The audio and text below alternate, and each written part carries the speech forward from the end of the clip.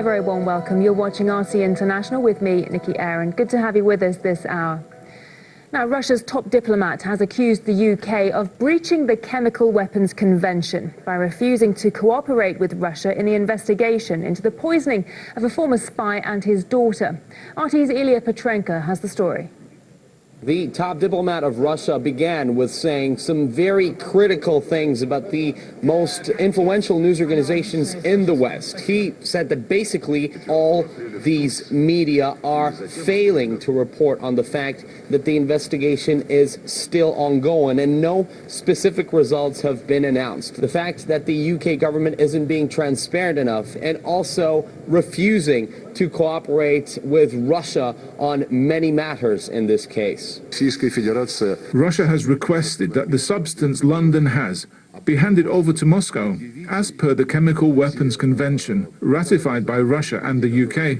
The fact that London told us bluntly that the UK won't talk with Russia is a clear violation of the convention, which says that before a state can act in any way, it is obliged to get in touch directly with the country which it suspects is the origin of a given toxic agent.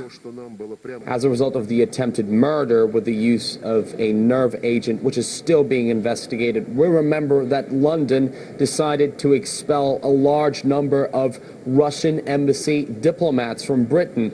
And the UK Secretary of Defense had some very nasty things to say about Moscow when he was asked about Russia's possible reaction to it. Well, my second question for Sergei Lavrov was whether he remembers when was the last time when a high-ranking official of such a level addressed Russia like that. It is absolutely atrocious and outrageous what Russia did in Salisbury. We have responded to that. Frankly, Russia should go away, it should shut up. We don't even pay attention to things like this anymore. The Defense Secretary seems to be a nice young man, and that's probably how he wants to be remembered in the history books. He probably lacks education or something. I don't know. Judging by the fact that the Russian foreign minister already had promised that Moscow would expel British diplomats from Russia in retaliation, we understand that in the coming days, things could only get worse. Commenting on the Skripal case, former German Foreign Minister Sigmar Gabriel has likened it to a lousy James Bond film. He also warned against jumping to conclusions and assigning blame before due process has been completed. Here's what's emerged in place of hard evidence.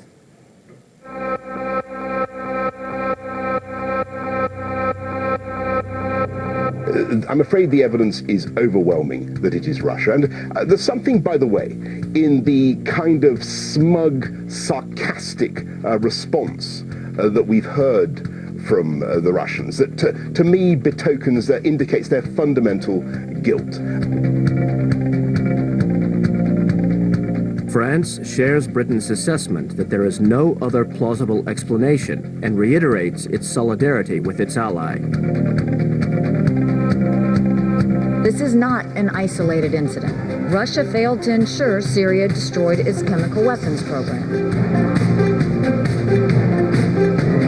The attack in Salisbury has taken place against the backdrop of a reckless pattern of Russian behavior over many years. Russia, the Salisbury poisoner. Everyone seems to have made up their minds, and the UK's Foreign Secretary was logical, inventive stereotypes. In its blatant Russianness, the nerve agent sends a signal to all who may be thinking of dissent in the intensifying repression of Putin's Russia. Novichok, the new noxious scare, a nerve agent with obvious Russianness.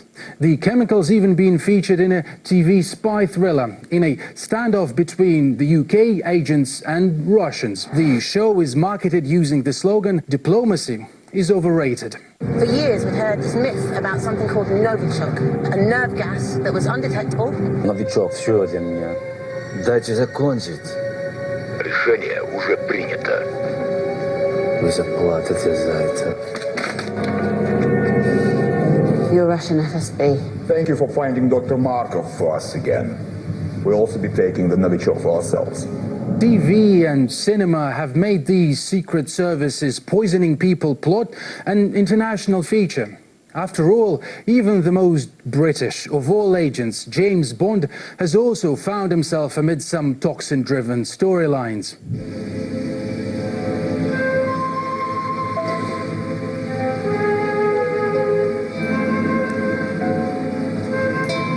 So, are we having a case of blatant Bondness here? But this is, of course, all fiction. It didn't happen. In reality, of all the culprits with a tainted record, the one that stands out is the CIA. One of the key targets, Cuba's late Comandante, Fidel Castro. Among the hundreds of alleged assassination attempts were cigars laced with poison and a contaminated pen. So, could the Salisbury poisoning be blatant Americanness? One could stretch this logic beyond any reason and say, for example, the UK has been honing its skills in the death by chemicals business since Shakespeare's Macbeth.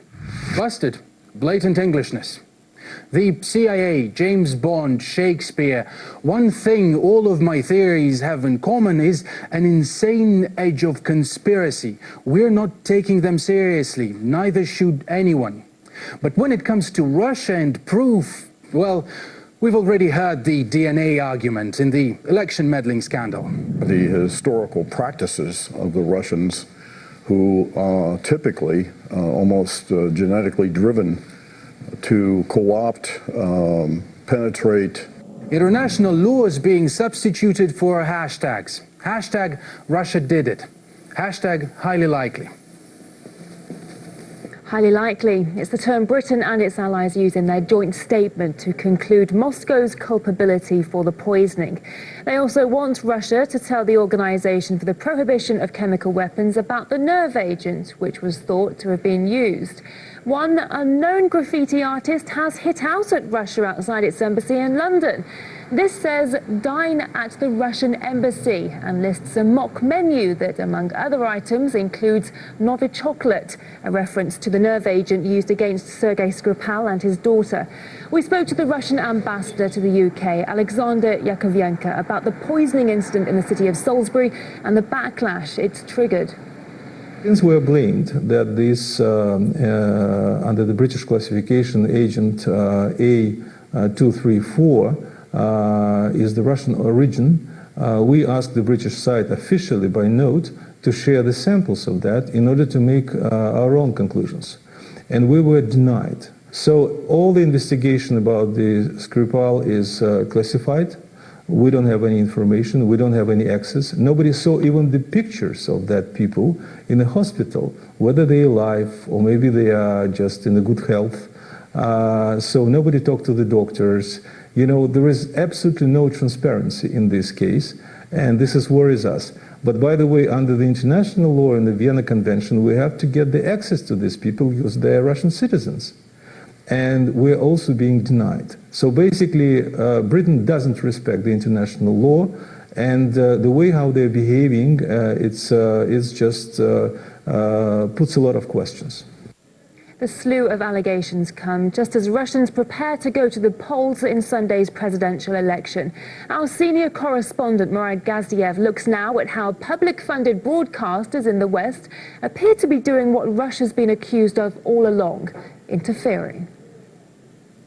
Goodness, does this Russia story keep going? You go by what they say on TV, Russia has now meddled, interfered with, and corrupted practically every single letter of the US Constitution. And they expect more. This threat's not going to go away. The Russians have been at this a long time, and I fully expect they'll continue to be at it. Do you have concerns that they might try and interfere in the US midterms, which are coming up? Of course. Good thing the CIA is on watch. Might Putin now expect to taste his own medicine? A little of Uncle Sam's own meddling. Boring. Been happening for years. You'd never believe how obvious they are about it. The US government's own Broadcasting Board of Governors. It's Cold War offspring. Voice of America, Radio Liberty, Current Time, etc. These guys will apparently go pretty far to sow mistrust among Russians. A so-called presidential campaign is ongoing, and people are saying some stuff. Today is Valentine's Day. In Russia, it should probably be celebrated as Love for Vladimir Putin Day. When people try to organize a demonstration or something against Putin, they tend to get arrested. Crazy stuff, huh? Imagine if someone on RT was this unprofessional. It might be fair to say this would be considered unacceptable by the Western establishment.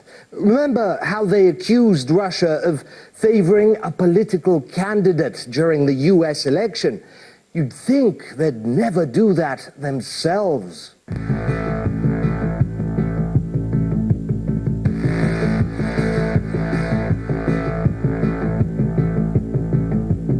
Yeesh, and that's just over the course of one day. But come on, that's not fair. Navalny isn't running. What do they have to say about the other candidates, all 8 of them?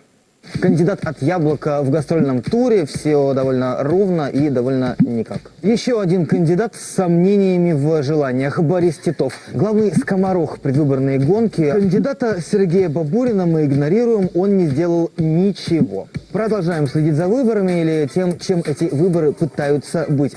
Thanks, current time, we get the message. Washington's preferred guys aren't on the ballot. But this could be considered subtle compared to what's next, courtesy of the German international broadcaster Deutsche Welle. These guys literally have instructions on how to boycott or protest the elections in Russia.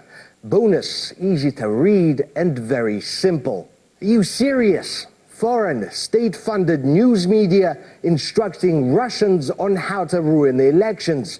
Can you imagine what they would do to RT if we ran anything of what you just saw, even if we had wanted to?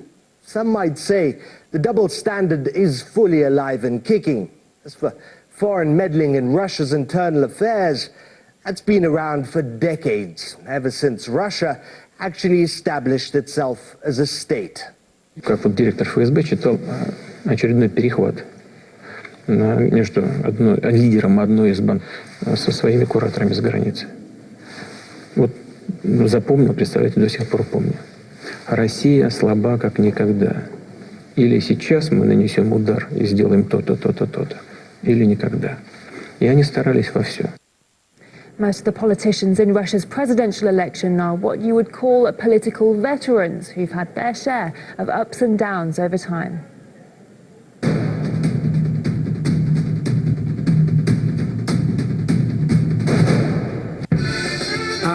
The wild 90s are in full swing. Money, which previously didn't mean all that much, now means everything. Kitsch gangsters, mass impoverishment, war, and the first raves fuse into Russia's most decadent decade, where everything is up for grabs. Vladimir Putin leaves St. Petersburg for the big league. He moves to Moscow and starts his career in the presidential administration. Putin quickly rises through the ranks, and in a couple of years, he's already heading up the Russian security services. Уверяю вас в том, что мы всегда будем оставаться на платформе здравого смысла и интересов, прежде всего, национальных интересов России. But Putin won't spend long in the post. In a year's time, he will go on to become the Russian Prime Minister. Я решил назвать человека, который способен консолидировать общество. Владимир Владимирович Putin. Putin's future political rival, Ksenia Sobchak, is just in her teens. She's busy hanging out with Russian pop stars and taking her first steps in entertainment TV. At 13 hours.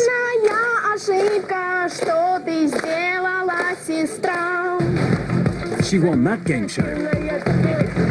At the end of the millennium, Ksenia gets into one of the country's top universities to study international relations. Another candidate, Grigory Yavlinsky, gets up close and personal with the darker side of the 90s. His piano-playing son is kidnapped. 3 of his son's fingers are severed and posted to Yavlinsky in an envelope. A warning to step away from politics. Он, кстати говоря, с 5 лет музыкой занимался. Он физфак закончил и музыкой занимался. После того, как пальцы отрезали, какая музыка? Since then, both of his sons have lived in London.